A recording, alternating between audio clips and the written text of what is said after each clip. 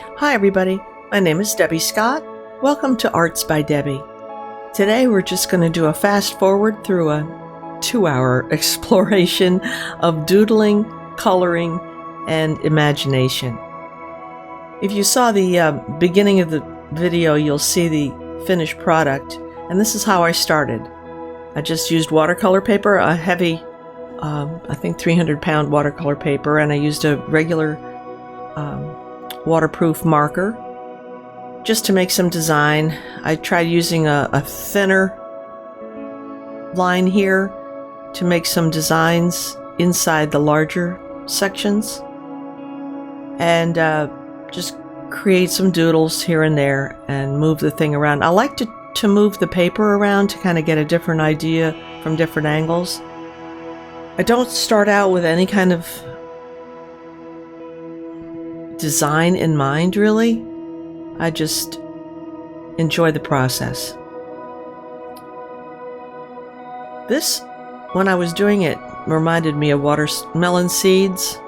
So later on you'll see that some of that does come to light in the final process. You can fast forward here and I'll talk more in a little bit. Enjoy the music.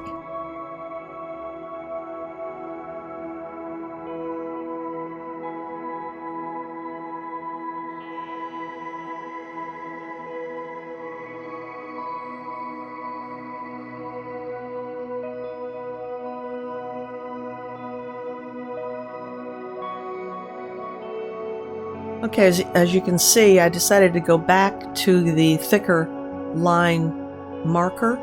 Just makes it easier to add the bigger shapes. And I'm nearly finished with the design. As you're seeing it here, it's actually upside down from what I end up with. Go figure, right? And so I used a thinner line to make some more. It's not as thin as the other marker I used, but it's not as thick as the original Sharpie. And these are starting to look like fish scales to me, or little mountains, not really sure. Just a doodle. Give it another look. Here's where I decided to take out some watercolor pencils and shade in with some different colors and activate them with the water pen. In a second you'll see that. Mostly the tan ones are the better grade watercolor pencil, and I'll tell you what they are in a second. I just can't think. And here's where I use the water brush to activate the watercolor pencil.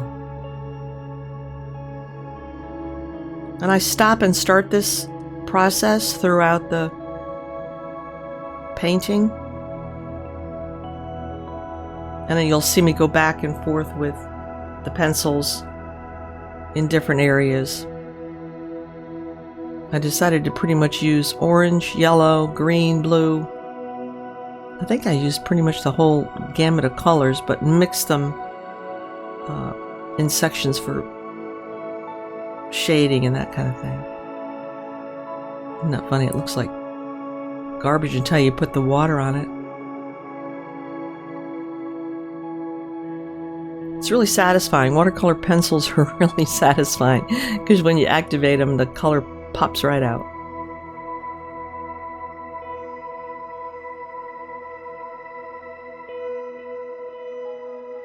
My best watercolor pencils are the Prismacolor watercolor pencils. Those are the ones I'm using here for the most part, and I do have some older ones that I bought in England.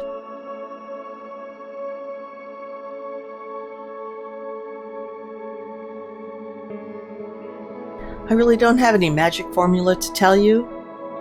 I go by instinct on a lot of this, and just the little bits of knowledge that I've learned about color and how to move the eye around a painting and that kind of thing. Shading, color mixing, and I don't plan to sell these, so it's not fine art. It's just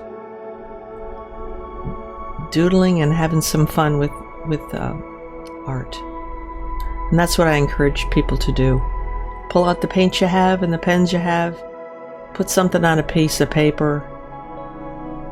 I do recommend watercolor paper. If you're going to do water, use water at all. But, just go for it. It's just paper and pen. It's not rocket science or brain surgery. Have fun.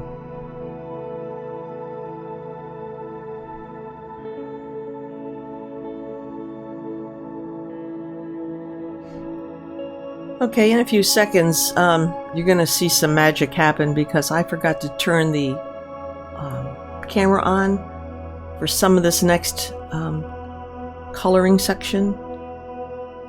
And you'll see coming up soon that a lot more has been painted in that you won't get to see me do in actuality. That's what I'm saying. To see the green little hills there, I painted them without remembering to turn on the camera. At any rate, you get the idea. I just move it around and find out where I want the colors to go. I tried not to put all the blues right next to each other, but yet,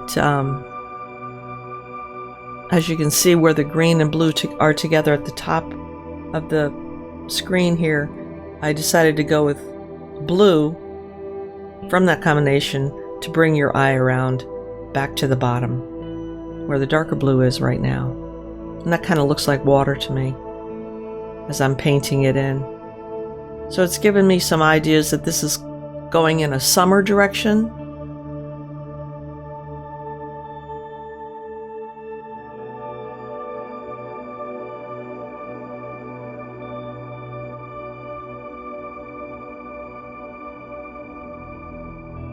And now you can see I've turned it the other way around,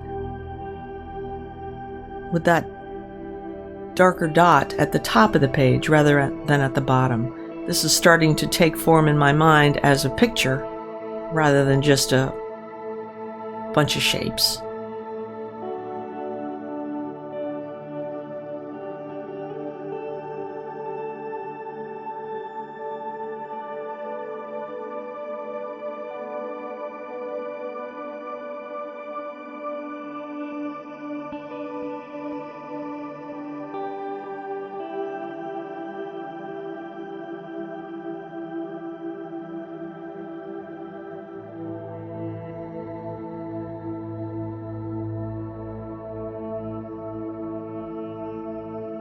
All in all, it took about 2.5 hours, I think, to finish this piece, and we've speeded it up to about 35 minutes, I believe.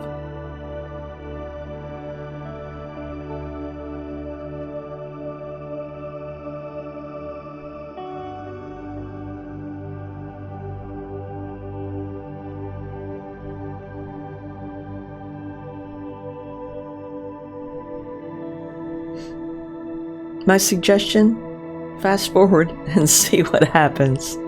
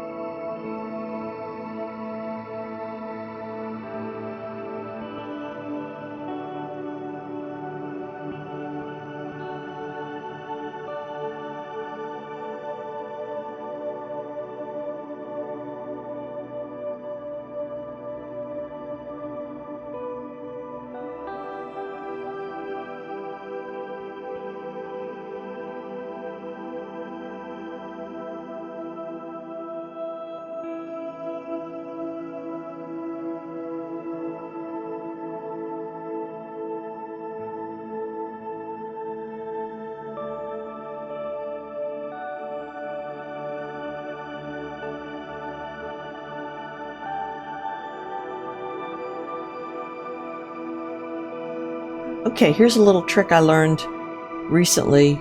Actually, I think I learned it again recently. I'm pretty sure I knew this before, but you can take a watercolor pencil and put water on the tip of it to activate the color and just use it as a paint source from there.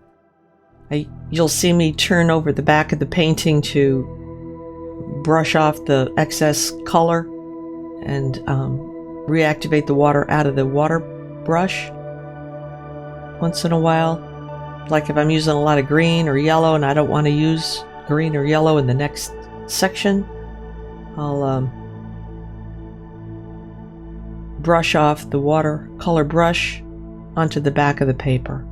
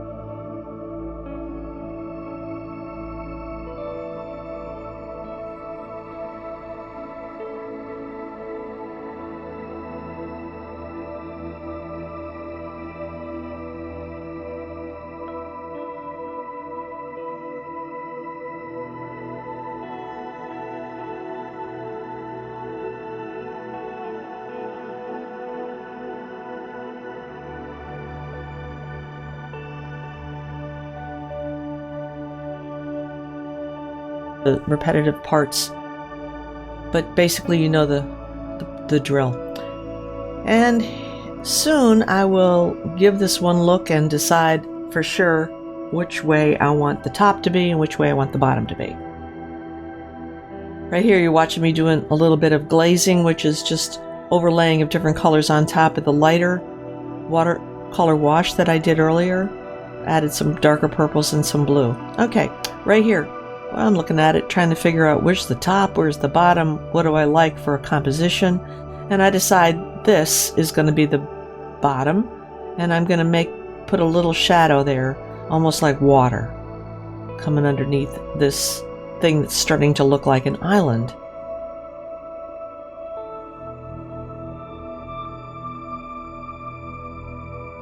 Little shadow to kind of make it pop off the page a bit.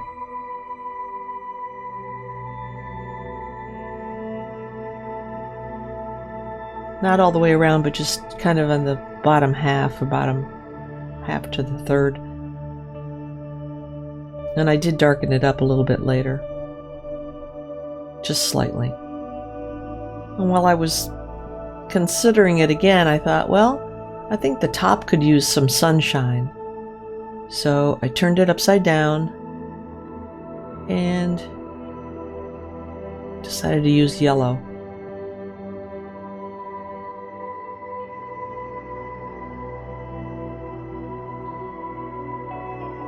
It's more of an orangey yellow, I think. Yeah, looking pretty good so far. A little bit more orange.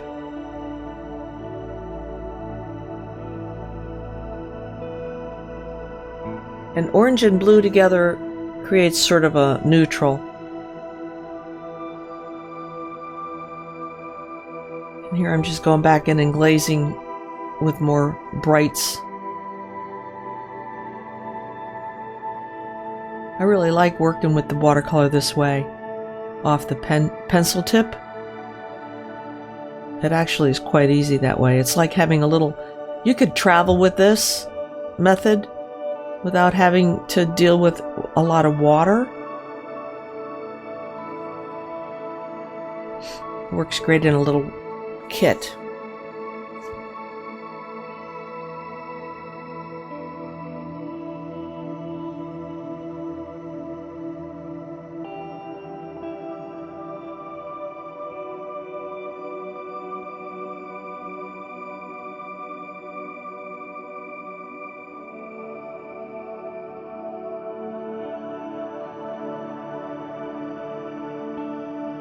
Little break, and I let it dry completely, and then I decided to come back and start working on it with a micron pen. It's one of the wider micron pens, just to give it some fine line details. It's hard to see here, but I'm putting some little lines, almost like rows of in a cornfield. I don't know. I rounded out the corners of those and then enhanced the purple bits. I decided they looked like umbrellas from the sky. And then I thought, well, maybe they are umbrellas, and it's those umbrellas are on the beach. So in a little bit you'll see me put some dots there to make it look like sand. I have no idea what this purple thing is. I just added some lines to it to embellish it.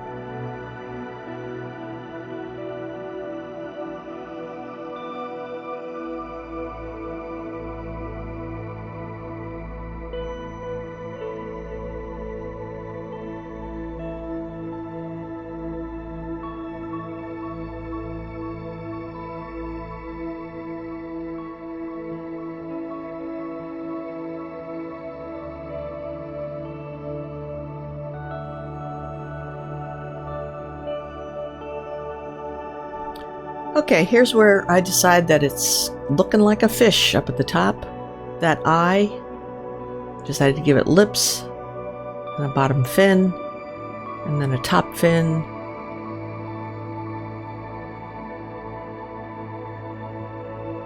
Fix up his eye. He needs a top fin. Someplace. Okay, that's where it goes. It does help to move your paper around, I think, instead of having to reach across the paper. I like to turn my paper and work on it that way. And then I just decided to, that back fin, make it more embellished.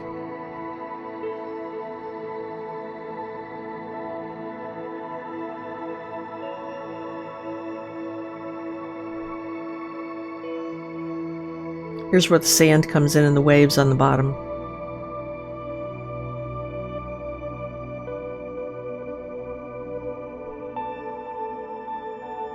Oh, by the way, that's a beach ball, I think.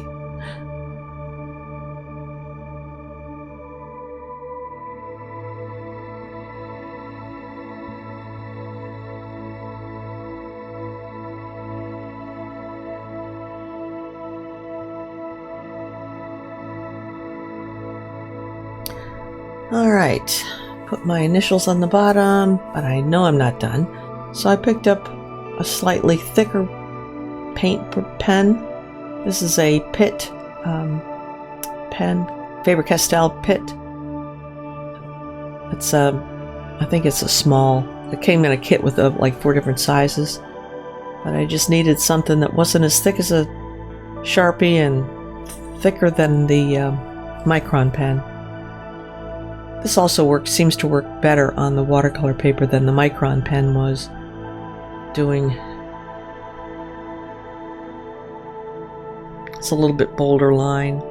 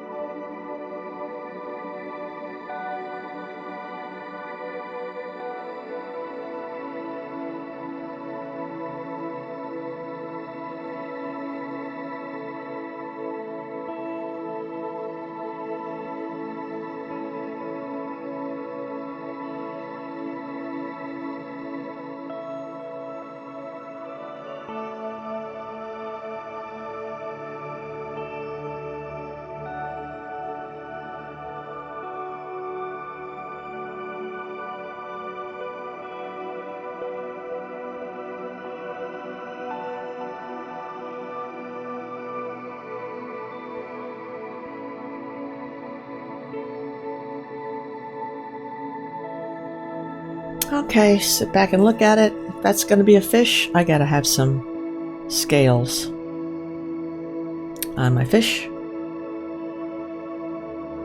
to drive the point home. And that's what I'm doing here.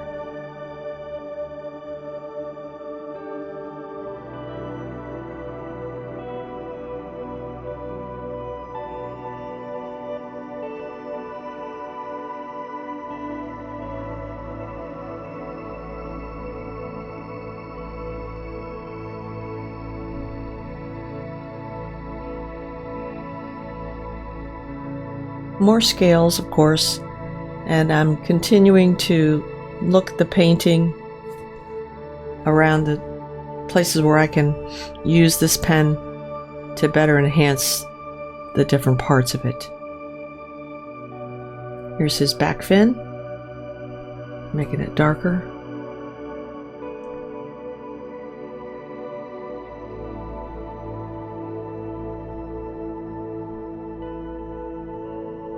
I have to decide when I'm doing something like this that I'm not making a mistake, and I have to just go for it and enjoy the process, and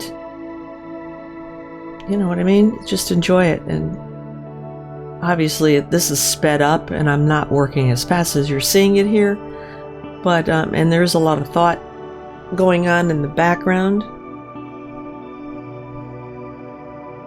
but not a lot of pre-planning, seriously.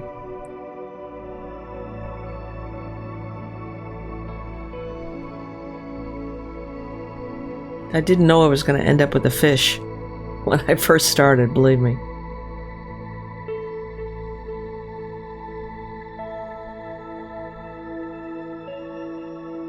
basically was his eye being in the place it was. That circle turned into an eye. See, I'm putting the sand in there because I decided that's going to be my sandy beach with the umbrellas on it.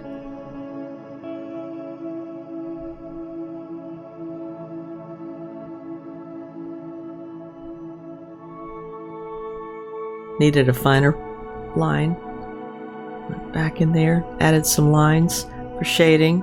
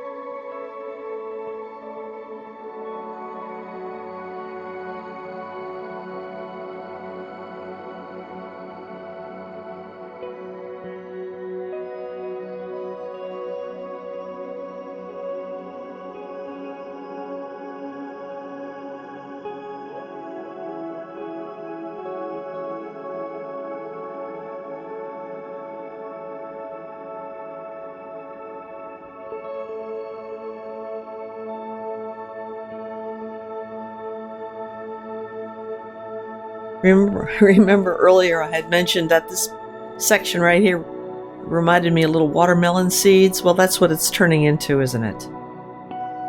Sort of like a watermelon slice and the beach ball, or whatever that is. Oh, my gold paint pen. Thought the eye needed a bit of brightness in it. So I decided to pull out the white paint pen and put some white highlights here and there in the painting.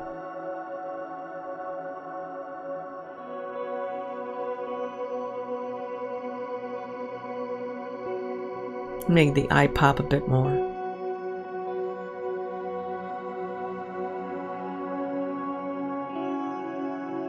I like the white paint pen for the highlights. It's not so noticeable when you first look at the painting, but it really does make a difference in the grand scheme of it all. See, everything gives it like a highlight. Instead of using a paintbrush and gouache paint, I have this great little ballpoint white paint pen that I like for tiny bits.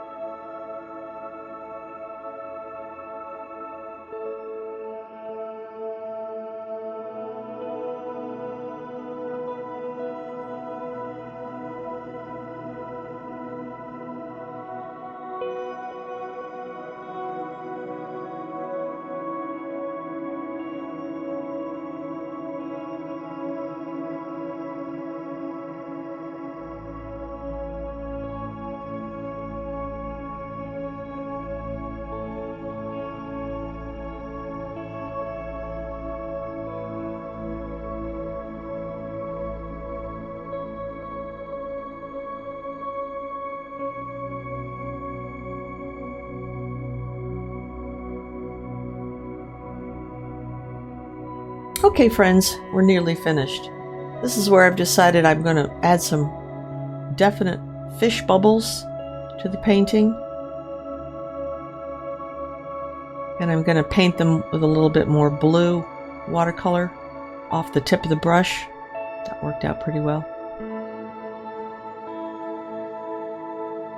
And while I'm sitting here talking to you towards the end of the video, and thank you for watching if you got this far, you'll notice on the bottom left and the middle part at the bottom where it's not really very much detailed, I decided that was a good thing not to embellish those parts very much. I think there's enough going on for the eye. that I didn't need details at every little spot. Alright, added a little bit of blue. I want to thank you so much for being here, and appreciate you watching and joining me on this little excursion in Doodle Fantasy. If you have a good title for this painting, let me know in the comments below. I asked a few friends in Facebook, and it's become like a Rorschach test, like an ink blot test of sorts. What do you see in this picture? Thank you so much for joining me. My name is Debbie Scott. Thank you for being here with Arts by Debbie. See you next time.